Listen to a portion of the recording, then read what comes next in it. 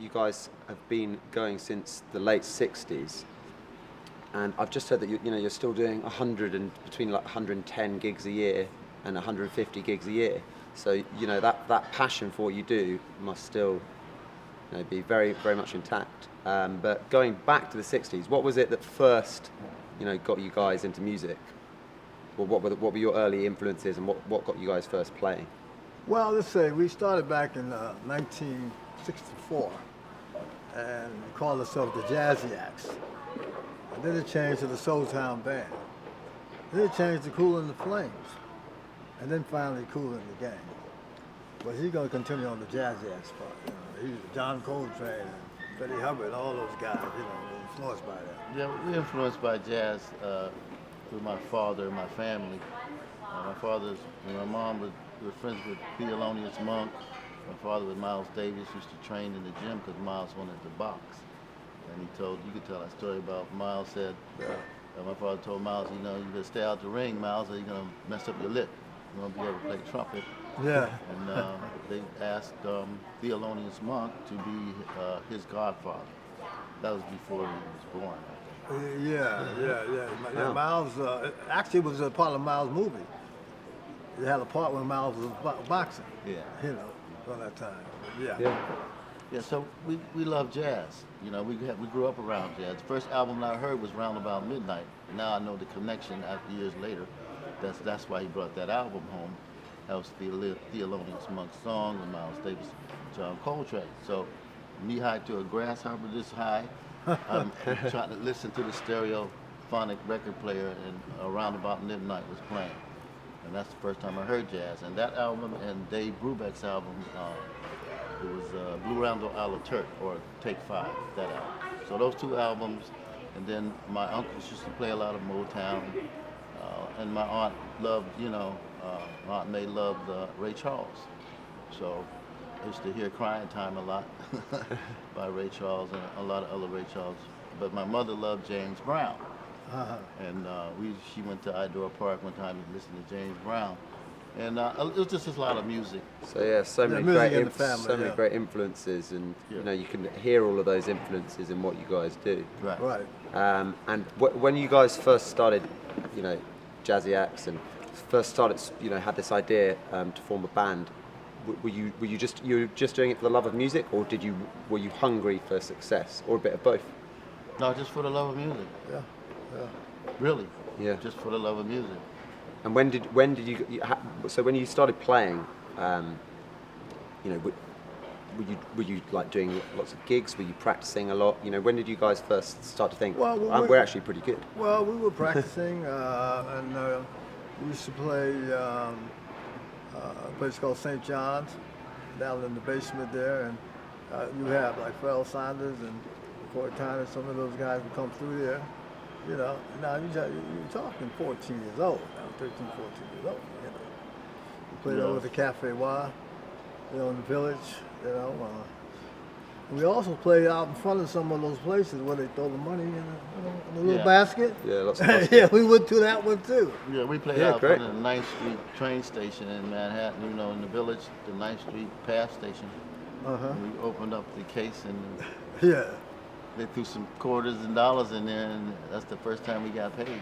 Yeah. And looking back, do you think that, because it sounds like you guys just loved to play, and you wanted to play as much as possible, do you think that was a big contributing factor to you ending up, being so good, basically?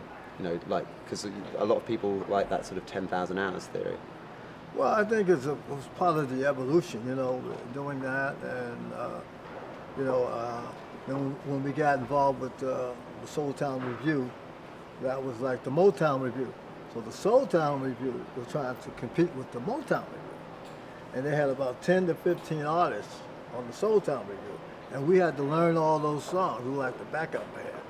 Oh, right, yeah. For the Soul Town Review. And so who came on, what type of acts came on? Wannabes. Yeah, Wannabes. Wannabe James Brown. Yeah, Temptation. Wannabe the Temptations. Yeah. Wannabe Otis Redding. Right. And you guys were the house band? Yeah, we were the house band. That's what they called us, the Soul Town Band. Yeah. That must have been, another great thing in the genesis of Kool the Gang. And then, so then, you settle on a name in the late '60s. can you talk me through the sort of like early 70s and that initial period of success? You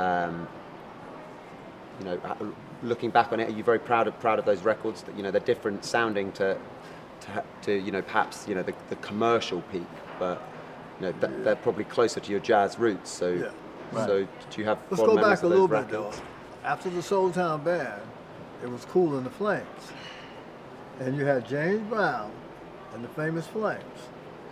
And we were working in a club in Newark called the Blue Note Lounge, and the MC came up with a little poster that said Kool and the Flames. How did we like that? We didn't have a name, they called us the Soul Town Band. But when we really started to move with a guy named Gene Red, became our first producer and manager, said, yeah, we have to change. Because you didn't want the confusion. We didn't want no problem with Godfather. Right. So Yeah, we changed the definitely name of Kool the Gang, and in 1969 we came out with our very first record called Kool the Gang by Kool the Gang by Kool the Gang. Gang. Everything was Kool the Gang. Well, it's a great name, and and you know, how did you get this cool moniker? You know, like, and do you ever feel like, you know, why aren't I called Cool, Ron? Like, Me? Yeah. No, Or do you not mind? He was always cool. He was always cool. Was that always your nickname? No, that's who he is. No, he's cool. That's with a I K. mean, that is. I'll try to make a short story on that. Yeah. Country boy coming to the big city. Newark, sounds by Newark in New York. And everybody had, in the hood, they had street names. And I tried to fit in. And fitting in, there was a guy called himself Kool, but he spelled it with a C. I said, I like that name. So I took it and spelled it with a K, not knowing that was going to be the beginning of Kool the Gang and the evolution of Kool the Gang. That was me dealing with survival. Yeah. You know what I mean? You know, then one Yeah. thing led to another, and Right. another. And Yeah. then another. Yeah. And then at the point where we became Kool in the Gang, Gene Red, at the time our producer manager, said, y'all got to come up with a name because we couldn't use the Flames because it would have been an infringement, you know, with the Yeah. Brown. And he had a relationship with the Brown family, and King, Yeah. his father was the producer of King Records. Right. So he came and he said, think of a name. We all came back. We didn't come up with a name. We jazz musicians. So he said, I got a name for you. He said, what? We said, what? He said, Kool in the Gang. And then if any of the rest of us, if any one of us had a problem with that, we would have said it right then. Yeah, obviously. Yeah, Yeah, but yeah. no. Yeah. What's Well- going to be better than Kool in the Gang? Nothing. I mean, 50 it is a great name, isn't it? Yeah, it is. Yeah, it worked. And you know, the spelling. I think it was a good thing that there was a guy, you know, who was spelling it with a C, because the K is Right, one of the crucial things about it. right. Yeah. But yeah, so you know, you settled on that name to avoid confusion, and to avoid, you know, pissing off. Yeah. Well, no, it was a good, I mean, And, It but was it's a good ended, name too, but it, though, but yeah. now it's ended up being, you know, a better name than that name. than anything we could have thought of. Yeah. And It was the perfect fit. Yeah. You know. and so when you cut those early records, and you know, look, you know, in terms of those early records, how do you see those now fitting into what's like a massive discography? You've explored lots of different styles. Well, I mean, on also all our shows, man, we have a 70s segment of our shows where we go back and do Hollywood swing and jungle boogie, funky stuff, Summer Madness, and there's a lot more we don't do that Summer we did. Madness, Spirit of the Boogie, you know, Funky Man, and it goes on and on. Yeah. And we're starting to do the first album. In fact, we went back and recorded, you know, our whole catalog over again. Did you? Yeah, yeah. When did you do that? Well, I've been doing it for the last 7 years. Wow. What made you want to do that? Just different. Well, you know, most of those songs and things were not complete. You know what I'm saying? They were not finished because we had a contract where we had to do 2 albums a year, you know, back to back like that. You know, Yeah. it takes a while to do an album. First album took us 6 months. So under that contract, we just kept recording music and just choosing the ones that perhaps maybe would be more commercial. Yeah. But there's a lot of music that we recorded that wasn't finished. There's a lot of unfinished product there, so I went back and finished it. Nice. And are you going to release it? Yeah, the box set, giant box set, 60, 70 cuts just about. Wow, that's going to be amazing. And were you working on recordings, on those original unfinished recordings, or did you just start from scratch with the ideas? Well, we're still alive, so it's the Yeah. same person. Yeah, yeah. People. But no, but as in, did you use the original audio that you Some had down? parts of it. Some parts, but Just a some lot parts you of it. recut. Yeah, we sampled ourselves and used some parts of it to That's going to be, Yeah. weave it together. that's Plus, a gonna be lot amazing. of that music in the '70s, a lot of your rappers were sampling from that. Yeah, of You course. know, they were taking the drum beats and the guitar licks and et cetera, from Will Smith to Tribe Called Quest to Yeah, Public Enemy. Public Enemy to Diddy, Yeah. even The Last Poet. I was listening to that song the other day. Madonna. Yeah. Everything. Yeah, I mean those records are perfect for being sampled, but I mean they're fantastic records in their original form. And I mean it started a lot of your fans probably look back on that first record and just think, Yeah, that you know, first that's, 'cause that's Yeah, well, a lot of often- our fans in the '80s, I think, are going back now. yeah, Because the '80s, was Ladies' Night and Get Down on and Cherish and Celebration. Big a lot of hits. them now saying, Yeah. wait a minute, there was something happening in the '70s. So I think they're researching now what we did in the '70s.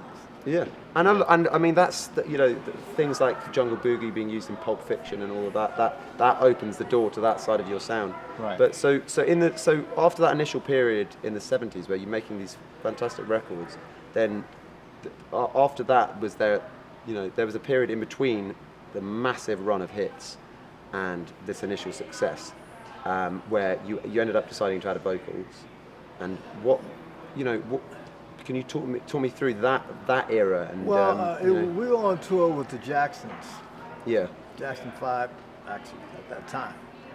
And it was a producer, promoter of the show. Her name was Dick Griffin. Dick Griffey. And Dick Griffey said, you guys are doing great, on this tour. He said, but I think you need a lead singer. And we said, what? Yeah, I said, well, we thought about it. Earth, Wind & Fire had Philip Bailey and Maurice White. Commodores had Lionel Richie. yeah, So we took a shot at it. And we were working at the House of Music in West Orange, New Jersey. Diodalo happened to be there doing his project. And, Meatloaf, and it was one of those kind of spots. Yeah. And so we didn't really look for a lot of lead singers. Somebody mentioned J.T. Taylor, and he came to the studio. And then my brother here took him through some chord change and wanted to see what he can really do. Some jazz, Yeah. some this, some that, Yeah. some this, He reminded me a lot because of his baritone of Nat King Cole. So yeah. that's how he got the gig. Yeah. And so you effectively auditioned him. Yeah. Yeah. Yeah. And if because obviously you get a lot of people probably their entry point to listening to your music is those Yeah, hits, that period, and then they'll go back and explore, and then they'll listen to the records and the early stuff and Well, that was done on purpose. yeah. And so you wanted to consciously, right, we're gonna cut some like pop stuff that's more No, I was on a mission to get one of those #1 records. yeah. So Well, I started succeeded. listening to everybody's #1 instead of just listening to my jazz roots. Yeah. Then I started listening to and constructing the chords to be more simple to come up with those songs. And that's how that happened, and it fit with his voice. Yeah. Because primarily I produced a lot of those records, Yeah. 90%. And right. But so James fit right in. And so, because of the fact that you've written in so many different genres, is there an average songwriting process For you us, guys? yeah, you guys, there yeah. is, yeah. And how does that normally work? Well, it's changed now because today's market is a little different, but Yeah. it's still primarily the same thing. If you don't have a hook, it's not going to stick. It's not going to stay in your head.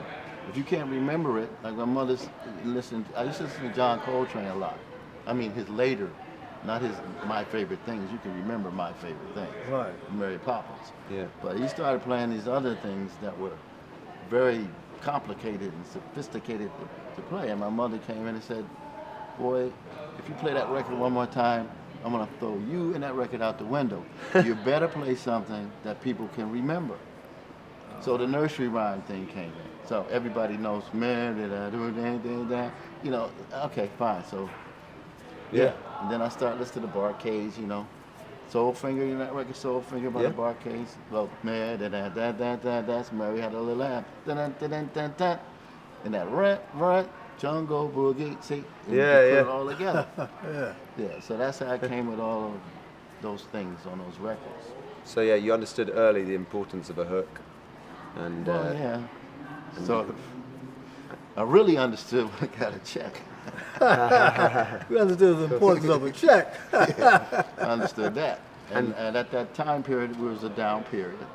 79 was like from Open Sesame, which ended up in Saturday Night Fever. But from there on, those 3 missing albums there are very loaded with a lot of ideas. KC even said, man, yeah, you guys put 5 and 6, 7 hooks, calling it overproduced records. And it was overproduced. And then we simplified the music with Diodato. And that's where we came up with those hits on purpose. Number 1, Ladies' Night. Dumb Story of Ladies' Night. Ladies' Night, my wife and I were hanging out in New York when JT was first being auditioned. And we realized that Studio 54 and the Jeans, every Friday, Saturday was a ladies' night. We said, wow, that might be great, you know. First singer, you know, making a comeback. I guess you could say that. And I came back and said, I got a good idea for this first track. I said, what? I said, Ladies' Night. And they said, and he said, Ladies' Iconic. Night. He said 2 things first. He teased me. He said, I got 2 things for you. And I'm at the piano. I was just sleeping on the floor of my mother's house, you know, after all of that prior success. He said, hanging out. And I said, yeah, everybody's hanging out.